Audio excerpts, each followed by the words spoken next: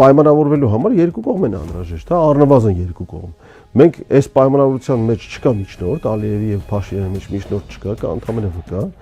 եւ տեսնում ենք, որ Ալիևը ինչպես արդեն ասացինք, եւ իրենք իրենց անկեղծությունը բազմակի ապացուցել են։ Եվ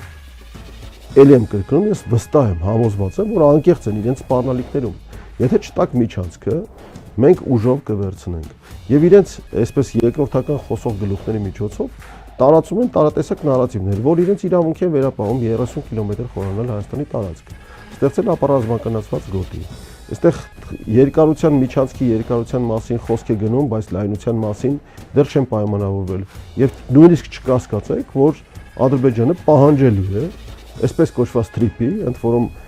իրենք էլ խոստովանեցին, որ գնացել Տրամպին համոզել են, որ իր անունը տա